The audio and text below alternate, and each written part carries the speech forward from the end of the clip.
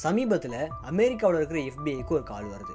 அந்த காலில் நீங்கள் ரொம்ப வருஷமாக தேடிட்டு இருக்கிற டிபி கூப்பர் யூஸ் பண்ண பேராஷூட்டை நாங்கள் எங்கள் வீட்டிலேருந்து கண்டுபிடிச்சிருக்கிறோம், உடனே வந்தீங்கன்னா உங்களுக்கு மிகப்பெரிய க்ளூ கிடைக்கும் அப்படின்னு சொல்கிறாங்க. பதறி போன எஃபிஐ ஏதாச்சும் ஒரு விஷயம் கிடச்சிருமோ அப்படின்ற நம்பிக்கையில் அங்கே போகிறாங்க. ஆனால் அவங்களுக்கு கடைசியாக கிடைச்சதனமோ ஏமாற்றம் மட்டும்தான். இந்த சம்பவத்தை நம்ம முழுசாக தெரிஞ்சுக்கணும் அப்படின்னா நீங்கள் 2 விஷயத்த முதல்ல ஞாபகம் வச்சுக்கோங்க. டிபி கூப்பர் அப்படிங்கிற பேரையும் இந்த பேராஷூட்டையும். ஸோ இதுக்கு பின்னாடி இருக்கிற சம்பவம் என்ன, ஏன் எஃபிஐ அந்த அளவுக்கு பதறி போனாங்க அப்படின்ற விஷயங்கள்லாம் நீங்கள் தெரிஞ்சுக்கணும்னா இதிலேருந்து கரெக்டாக, அதாவது இன்றைக்கி தேதியிலேருந்து கரெக்டாக 1971 நவம்பர் 24 54 வருஷத்துக்கு பின்னாடி நம்ம போய் பார்க்க வேண்டியது ரொம்ப முக்கியமானது. ஏற்கனவே சொன்னது மாதிரி அந்த 1970, 71, 72 இந்த காலகட்டம் எல்லாமே ஃப்ளைட் எல்லாமே அறிமுகமான ஒரு காலகட்டம். அதுக்கு முன்னாடி வரைக்குமே மக்கள் பெரும்பாலும் அதில் பயணிச்சது கிடையாது. ஏன்னா ஒரு பயம் இருக்குது, புதுசாக ஒரு விஷயம் வந்திருக்குது, இது எடுத்தோடனே நம்ம வானத்தில் பறக்க முடியுமா அப்படின்ற ஒரு பயத்தில் மக்கள் எடுத்தோடனே இந்த ஃப்ளைட்டில் போகலை. கொஞ்சம் காலமாக அதில் பழகி அது மேலே நம்பிக்கை வந்ததுக்கு பிறகு தான் அந்த ஃப்ளைட்டில் பயணிக்க ஆரம்பிக்கிறாங்க. மக்கள் எல்லாருமே தைரியமாக பயம் இல்லாமல் ஃப்ளைட்டில் ட்ராவல் பண்ண ஸ்டார்ட் பண்ண அந்த ஒரு காலகட்டத்தில் தான் விமான கடத்தல் அப்படின்ற ஒரு சம்பவம் ஸ்டார்ட் ஆகுது. நவம்பர் 24, 1971 நார்த் வெஸ்ட் ஓரியன்ட் ஏர்லைன்ஸுக்கு சொந்தமான போயிங் 727 அப்படிங்கிற ஒரு ஃப்ளைட்டு அமெரிக்காவில் இருக்கிற போர்ட்லாண்டில் இருந்து ஒரு 250 கிலோமீட்டர் டிஸ்டன்ஸில் இருக்கிற சியாட்டில் அப்படிங்கிற ஒரு சிட்டிக்கு அந்த ஒரு ஃப்ளைட் ட்ராவல் பண்ண ரெடியாக இருக்குது. மக்கள் எல்லாருமே அவங்களுடைய டிக்கெட்டை வாங்குறாங்க, அவங்கவுங்க சீட்டில் போய் உட்காடுறாங்க. அதே போல் ஒருத்தர் வராரு, பார்க்க கொஞ்சம் வித்தியாசமாக பிஸ்னஸ் மேன் மாதிரி கொஞ்சம் பணக்காரராகவும் இருக்கிறாரு. ஆனால் யாருக்குமே இவர் மேலே சந்தேகமே வர்றாரு. அவரோட உருவத்தை நம்ம விவரிக்கிறதா இருந்தால் ஆள் ஒரு 6 அடி உயரத்துக்கும் கொஞ்சம் 40 வயசு மதிக்கத்துக்கு ஒரு வயசில் இருக்கிறாரு.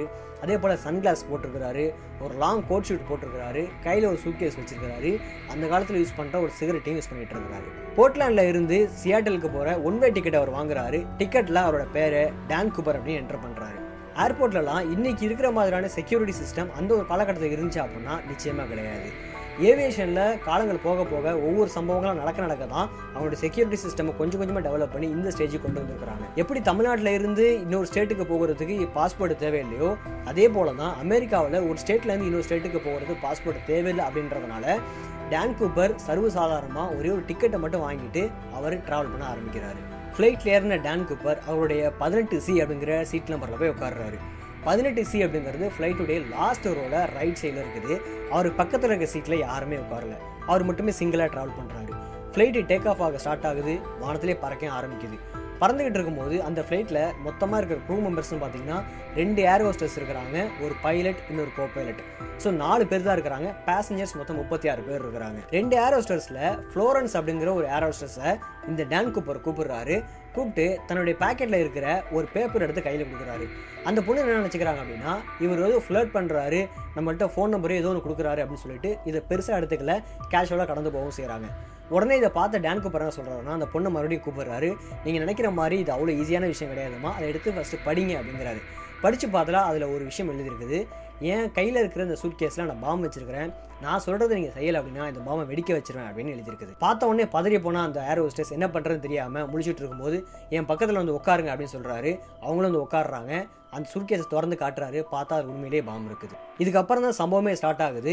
அந்த ஏர் ஹோஸ்டர்ஸ் கிட்ட ஒரு பேப்பர் கையில் கொடுத்து நான் சொல்கிறது அப்படியே எழுதுங்க, எழுதி கொண்டு போய் உங்கள் பைலட் கிட்ட கொடுங்க அப்படின்னு சொல்கிறாரு. அதில் சில டிமாண்டுமே அவர் எழுதுறாரு. முதல் விஷயம் என்ன அப்படின்னா ஃப்ளைட்டு சியாட்டில் ஏர்போர்ட்டை ரீச் ஆன உடனே எனக்கு $2 லட்சம் அமெரிக்கன் டாலர்ஸை நீங்கள் ரெடி பண்ணி வச்சிருக்கணும் அப்படின்றத ஃபர்ஸ்ட் டிமாண்டாக எழுதியிருக்கிறாரு. அந்த $2 லட்சம் எனக்கு $20 நோட்டை தான் இருக்கணும், வேறு எந்த பணமுமே இருக்கக்கூடாது அப்படின்றதையும் ஸ்ட்ரிக்டாக சொல்லிடுறாரு. அதுக்கு பிறகு போலீஸோ இல்லை ஏர்போர்ட் அதிகாரிகளோ யாருமே ஃப்ளைட்டு பக்கம் நெருங்கி வரக்கூடாது, இதுக்கெல்லாம் சம்மதிச்சா மட்டும்தான் ஃப்ளைட்டில் இருக்க மற்ற பேசஞ்சர்ஸை நான் ரிலீஸ் பண்ணுவேன் அப்படின்றத சொல்கிறாரு. அடுத்த டிமாண்டாக எனக்கு 4 பேராஷூட்டை நீங்கள் ரெடி பண்ணி வச்சிருக்கணும். அது மட்டும் இல்லாமல் ஃப்ளைட்டு சியாட்டில் ஏர்போர்ட்டை ரீச் ஆன உடனே ஃபியூவல் நிரப்புறதுக்கான வண்டி ரெடியாக நிற்கணும் அப்படின்றத சொல்கிறாரு. இது எல்லாத்தையுமே எழுதிட்டு இந்த பேப்பர் கொண்டு போய் பைலட் கிட்ட அந்த பொண்ணு கொடுக்குறாங்க. அவர் படித்து பார்த்துட்டு இந்த விஷயத்தை கீழே இருக்கிற ஏடிசிக்கு தெரியப்படுத்துறாரு, அதாவது ஏர் டிராஃபிக் கண்ட்ரோலுக்கு. இவங்க என்ன பண்ணுறாங்கன்னு கேட்டிங்கன்னா எஃபிஐக்கு இந்த விஷயத்தை தெரியப்படுத்துகிறாங்க. ஸோ அமெரிக்காவே அந்த ஒரு நிமிஷம் பதறி போகுது. ஏன்னா அதுக்கு முன்னாடி வரைக்கும் இப்படிப்பட்ட ஒரு சம்பவத்தை அமெரிக்கா பார்த்தது கிடையாது. அதாவது ஃப்ளைட் ஹைஜாக் அப்படின்ற விஷயத்தை அவங்க கேள்விப்பட்டது கூட கிடையாது. ஸோ 36 பேர் ட்ராவல் பண்ணுற இந்த ஒரு ஃப்ளைட்டை ஒருத்தர் வந்து கடத்திருக்கிறார் அப்படிங்கும்போது முதல்ல இந்த மாதிரி ஒரு விஷயத்தை மக்கள் கேள்விப்படும் போது பதட்டமாகறாங்க, பயமாகறாங்க. அந்த ஃப்ளைட்டில் ட்ராவல் பண்ணுற மற்ற பேசஞ்சர்ஸ் ரிலேட்டிவ்ஸ் எல்லாமே இந்த விஷயத்தை கேள்விப்பட்டு பதறி போய் ஏர்போர்ட்டுக்கு ஓடி வரவும் செய்கிறாங்க. இந்த நேரத்தில் எஃபிஐக்கு வேறு வழியே கிடையாது. ஏன்னா 36 பேசஞ்சர்ஸோட உயிரை காப்பாற்றியே ஆகணும். ஸோ அப்படி பார்க்கும்போது $2 லட்சம் அமெரிக்கன் டாலர் அப்படிங்கிறது இவ்வளோ பெரிய விஷயமா தெரியல. உடனே அந்த 2 லட்சம் அமெரிக்கன் டாலர் ரெடி பண்ணுறாங்க. அது மட்டும் இல்லாமல் 4 பேராஷூட்டையும் ரெடி பண்ணுறாங்க. ஆனால் அப்படி அந்த பணத்தை ரெடி பண்ணும்போது FBI தெளிவான ஒரு விஷயத்த பண்ணுறாங்க. அந்த நோட்டில் இருக்கிற ஒவ்வொரு சீரியல் நம்பரையும் இவங்க ஃபோட்டோ எடுத்து வச்சுக்கிட்டாங்க. எல்லாருமே ரொம்ப பயத்தோடு எதிர்பார்த்துக்கிட்டு இருந்த அந்த ஃப்ளைட் ஏர்போர்ட்டில் வந்து லேண்ட் ஆகுது. FBI உட்பட யாருமே அந்த ஃப்ளைட்டு பக்கம் நெருங்கவே இல்லை. ரொம்ப தெளிவாக இருந்த டான் கூப்பர் அந்த பணத்தை எப்படி வாங்குவார் அப்படின்னு எல்லாரும் பார்த்துக்கிட்டு இருக்கும்போது ஃப்ளைட்டில் இருந்த ஒரே ஒரு ஏர் ஹோஸ்டஸ் அனுப்புகிறாரு.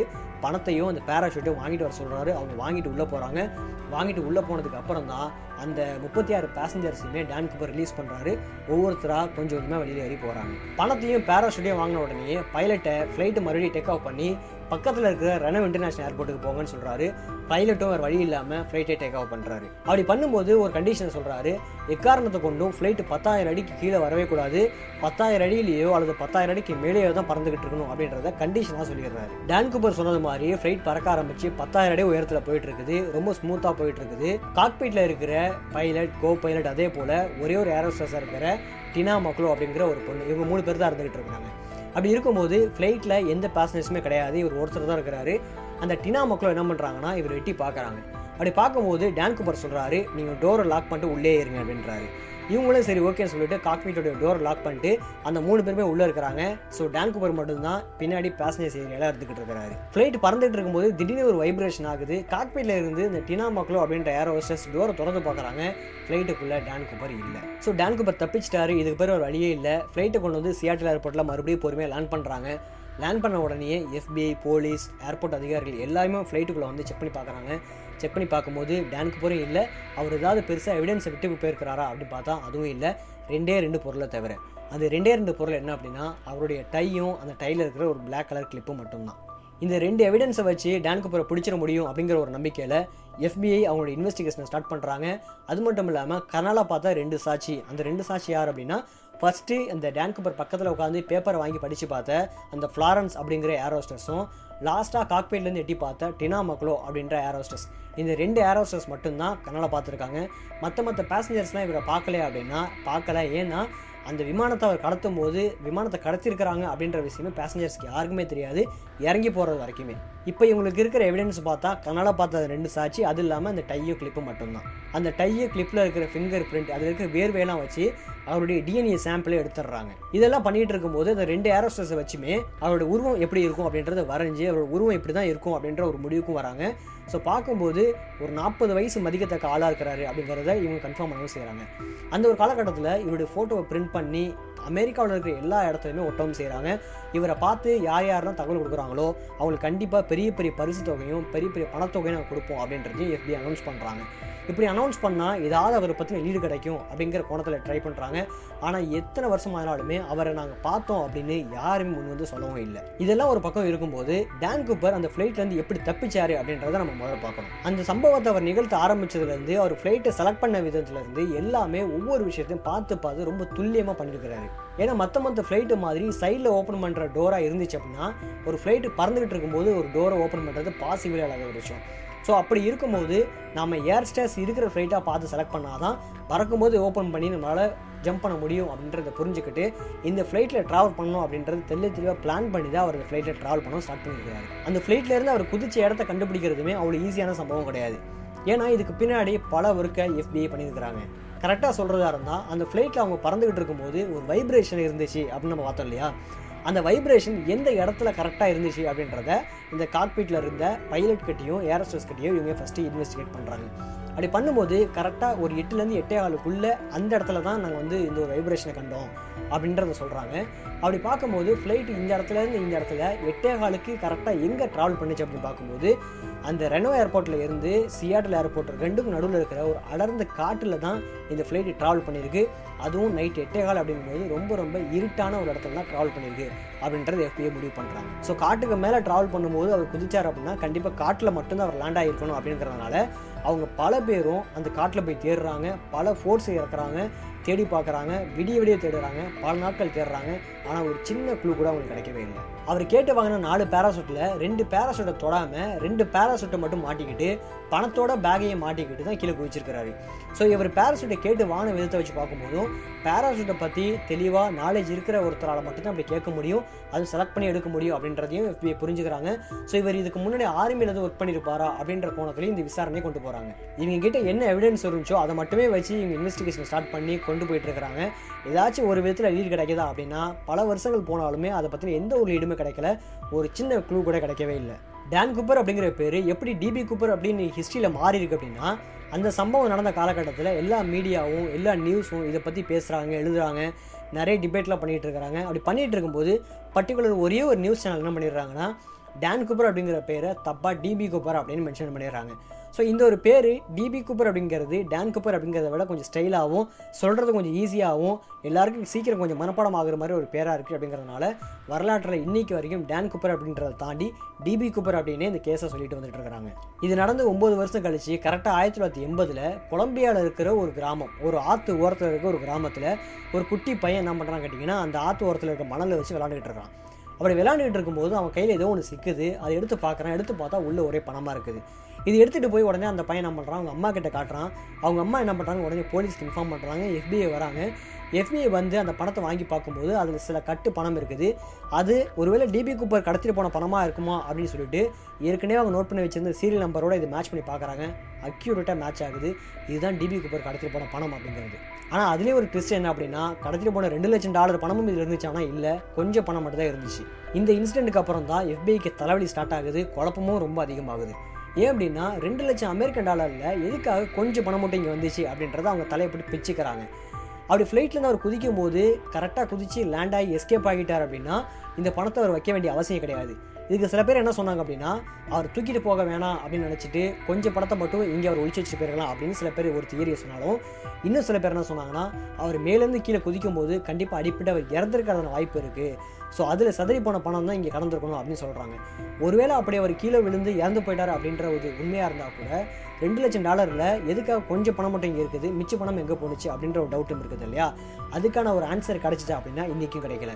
அதாவது ஒரு உயிரோடு இருக்கிறாரா இல்லை தப்பிச்சு போயிட்டாரா அப்படின்றது இன்றைக்கி வரைக்கும் கிளியராக யாருக்குமே தெரியல. சம்பவம் நடந்து போச்சு, டிபி கூப்பர் கண்டுபிடிச்சே ஆகணும். $2 லட்சம் அமெரிக்கன் அசால்ட்டாக தூக்கிட்டு போயிருக்கிறாரு. அந்த $2 லட்சம் அமெரிக்கன் அப்படிங்கிறது இன்றைக்கி இருக்கிற வேல்யூக்கு ரொம்ப ரொம்ப பெரிய பணம். அன்றைக்கி கணக்கு பண்ணி பார்த்தாலே அந்த $2 லட்சம் அமெரிக்கன் இந்திய மதிப்பில் கிட்டத்தட்ட 15 லட்ச ரூபாய். 15 லட்ச ரூபாய்ங்கிறது 1970 இந்தியாவில் மிகப்பெரிய பணம். கோடீஸ்வரர்கிட்ட மட்டும் அந்த மாதிரி பணம்லாம் இருக்கும். அந்த 15 லட்சம், அதாவது $2 லட்சம் அமெரிக்கன் அப்படிங்கிறது இன்றைக்கி வேல்யூ நம்ம கம்பேர் பண்ணி பார்த்தோம்னா கிட்டத்தட்ட 12 கோடி ரூபாய். 12 கோடி ரூபாய் பணத்தை ஒரு ஃப்ளைட்டை ஹைஜாக் பண்ணி தூக்கிட்டு போகிறது அப்படிங்கிறது ரொம்ப ரொம்ப பெரிய விஷயம். இன்றைக்கெல்லாம் அந்த விஷயத்தை பண்ணோம்னா கண்டிப்பாக எல்லோரும் மாட்டிடுவாங்க. அந்த காலகட்டத்தில் டெக்னாலஜி பெருசாக இல்லாதனால டிபி கூப்பர் இது ரொம்ப ஈஸியாக பண்ணிட்டாரு. ஸோ இதெல்லாம் பண்ணிகிட்டு இருக்கும்போது 800 பேர் மேலே இவங்க சந்தேகப்படுறாங்க. அந்த 800 பேரில் யாராவது ஒருத்தராவது இவங்க வச்சிருக்க அந்த DNA சாம்பிள் கூடயோ அல்லது ஏற்கனவே பார்த்து அந்த கனலாக பார்த்து சாச்சிருக்காங்க இல்லையா, அவங்கெல்லாம் இவர் தான் டான் கூப்பர், இவர் தான் கரெக்டாக இருக்கிறார் அப்படின்னு சொல்லுவாங்க அப்படின்னு எத்தனையோ பேர் இன்வெஸ்டிகேட் பண்ணி பார்க்குறாங்க, செக் பண்ணி பார்க்குறாங்க. ஆனால் யாருமே இதில் சிக்கவே இல்லை. நான் ஏற்கனவே சொன்னது மாதிரி FBI ஒரு 800 பேர் மேலே சந்தேகப்பட்டாங்க. அந்த 800 பேரில் பல பேரும் இந்த DNA மேட்ச் ஆகாமல் உருவ மேட்ச் ஆகாமல் இருந்ததுனால பல பேர் ரிலீஸ் பண்ணாங்க. அதில் ரொம்ப ரொம்ப க்ளோஸாக இவர் தான் டிபி கூப்பராக இருக்க முடியும் அப்படின்னு சந்தேகப்பட்ட நபர்களுடைய லிஸ்ட்டை, அதில் இருக்கிற ரீசனையும் நான் இப்போ உங்களுக்கு சொல்கிறேன். முதல் நபர் ரிச்சர்ட் மெக்காய் அப்படிங்கிறவர். எதனால் FBI இவர் மேலே சந்தேகப்பட்டு இவர்கிட்ட இன்வெஸ்டிகேஷனை ஸ்டார்ட் பண்ணாங்க அப்படின்னா, 1971 இந்த டிபி கூப்பர் எப்படி ஃப்ளைட்டை ஹைஜாக் பண்ணி பணத்தை கேட்டாரோ அதே மாதிரி 1972 அந்த சம்பவம் நடந்த மறு வருஷமே இந்த ரிச்சர்ட் மெக்காய் அப்படிங்கிறவர் ஃப்ளைட்டை ஹைஜாக் பண்ணி பணம் கேட்டார். ஆனால் FBI கிட்ட சப்பையாக மாட்டிக்கிட்டார். பல பேர் இவர் தான் அந்த டிபி கூப்பர் அப்படின்னு கிளைம் பண்ணாலுமே FBI இவர் டிபி கூப்பராக இருக்க முடியாது அப்படின்ற டிக்ளேர் பண்ணாங்க. எதனால் இவர் டிபி கூப்பர் இல்லை அப்படின்னு சொல்லி இவர் ரிலீஸ் பண்ணாங்க அப்படின்னா, கண்ணால் பார்த்து சாட்சியான அந்த 2 ஏரோஸ்டர்ஸ் கிட்டையும் இவர் காமிச்சு கேட்கும்போது இவர் டிபி கூப்பர் இல்லை அப்படின்றத அவங்க தெளிவாக சொல்லிட்டாங்க. காரணம், டிபி கூப்பர் அந்த சம்பவத்தை பண்ணும்போது அவர் 40 வயசு இருக்கும் அப்படின்றத சொல்லியிருந்தாங்க. ஆனால் இந்த சம்பவத்தை பண்ணும்போது ரிச்சர்ட் மெக்காயோட வயசு 27 தான். ஸோ வயசு மேட்ச் ஆகலை, ஹைட்டும் மேட்ச் ஆகலை. அதே போல் ஏற்கனவே இந்த டிபி கூப்பருடைய DNA சாம்பிளை மேட்ச் பண்ணி பார்க்கும்போது DNA சாம்பிளுமே மேட்ச் ஆகவே இல்லை. ஸோ ரிச்சர்ட் மெக்காய் இல்லை அப்படின்றத FBI முடிவு பண்ணி அவர் ரிலீஸ் பண்ணவும் செய்கிறாங்க. ஆனால் பல ப்ரைவேட் இன்வெஸ்டிகேட்டர்ஸ் பல பேருமே இன்றைக்கி வரைக்கும் இவர் தான் அந்த டிபி கூப்பர் அப்படின்றத இன்றைக்கி வரைக்கும் கிளைம் பண்ணிட்டு தான் இருக்கிறாங்க. ரெண்டாவது நபர் கென்னத் பி. கிறிஸ்டியன் அப்படிங்கிறவர். இவர் இறந்து போன சில வருஷத்துக்கு பிறகு இவர் கூட பிறந்த சகோதரர் ஒருத்தர் என்ன பண்ணுறாருன்னா, என்னுடைய அண்ணன் தான் வந்து டிபி கூப்பர் அப்படின்ற கிளைம் பண்ணுறாரு. அதுக்கு அவர் சொன்ன காரணம் என்ன அப்படின்னா, டிபி கூப்பர் அந்த கடத்தல் சம்பவத்தை நிகழ்த்தின அந்த ஒரு காலகட்டத்தில் எங்கள் அண்ணன் வந்து பணத்தை ரொம்ப அதிகமாக செலவழித்தார். அது மட்டும் இல்லாமல் அவர் மேலே சில காயங்கள்னு அந்த ஒரு காலகட்டத்தில் நான் பார்த்தேன் அப்படின்றதுமே அவர் சொன்னார். இதெல்லாம் வச்சு பார்க்கும்போது இவர் டிபி கூப்பராக இருக்க முடியுமோ அப்படின்னு சொல்லிட்டு அந்த ஒரு கோணத்துலேயுமே இவங்க வந்து FBI வந்து இன்வெஸ்டிகேட் பண்ணி பார்க்குறாங்க. ஆனால் அதுக்கான ஒரு பாசிபிளுமே இல்லை அப்படின்றது தெரிஞ்சு போச்சு. ஸோ டீப்பாக இந்த விஷயத்தை இவங்க இன்வெஸ்டிகேட் பண்ணி பார்க்கும்போது உண்மையாகவே அவர்கிட்ட அந்த பணம் இருந்துச்சா அப்படின்னு பார்த்தா உண்மையாக அந்த பணம் இருந்துச்சு. ஆனால் அந்த பணம் எப்படி அவருக்கு வந்துச்சு அப்படின்னா, அந்த காலத்தில் அவர்கிட்ட இருந்த ஒரு லேண்டை விற்று தான் அவர் செலவழிச்சார் அப்படின்றதையுமே பின்னாடி FBI கண்டுபிடிக்கிறாங்க. ஸோ அது மட்டும் இல்லாமல் அவருடைய உருவம் இதெல்லாம் வச்சு பார்க்கும்போதுமே மேட்ச் ஆகலை அப்படின்றது தெரிஞ்சு அவருமே இருக்கிறதுக்கு வாய்ப்பு இல்லை அப்படின்றதுமே FBI முடிவு பண்ணிக்கிறாங்க. இப்படி பல பேர் மேலே இவர் தான் டிபி கூப்பராக இருக்க முடியும் அப்படின்னு FBI சந்தேகப்பட்டாலுமே இவர் தான் டிபி கூப்பர் அப்படிங்கிறத இப்போ வரைக்கும் அவங்களால ஸ்ட்ராங்காக சொல்லவே முடியல. கிட்டத்தட்ட 1970 நடந்த இந்த சம்பவத்தை 2015 வரைக்குமே இன்வெஸ்டிகேட் பண்ணி வந்து 2016 அந்த கேஸை FBI க்ளோஸ் பண்ணவும் செய்கிறாங்க. இதுக்கு மேலே எங்களால் கண்டுபிடிக்க முடியாது அப்படின்ற டிக்ளேர் பண்ணுறாங்க. காரணம், இந்த ஒரு கேஸ்க்காக FBI பல லட்சம் டாலர்ஸை செலவு பண்ணிட்டாங்க. இதுக்கு மேலே செலவு பண்ணுறது தேவையில்லை, கண்டுபிடிக்கிறது பாசிபிள் இல்லை அப்படின்றது FBIக்கு தெளிவாக தெரிஞ்சு போச்சு. ஒருவேளை கண்டுபிடிச்சாலுமே இன்றைக்கி அவர் உயிரோடு இருப்பாரா அப்படின்றது தெரியாது. ஏன்னா இந்த ஒரு சம்பவத்தை அவர் நடத்தும் போதே டிபி கூப்பருக்கு 40 வயசு இருக்கும் அப்படின்னு கணிச்சிருந்தாங்க. 1971 அவர் 40 வயசு அப்படின்னா அதுலேருந்து 2025 வரைக்கும் கிட்டத்தட்ட அவர் 95 வயசு ஆயிருக்கணும்.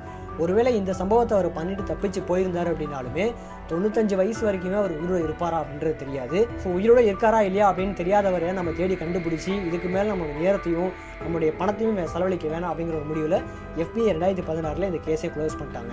இந்த கேஸை 2016 க்ளோஸ் பண்ணதுக்கு அப்புறமே இதை பற்றின ஸ்ட்ராங்கான எவிடன்ஸ் யாருக்காக கிடச்சிச்சு அப்படின்னா எங்களுக்கு கண்டிப்பாக நீங்கள் காண்டாக்ட் பண்ணலாம் அப்படின்னு FBI சொல்லியிருந்தாங்க.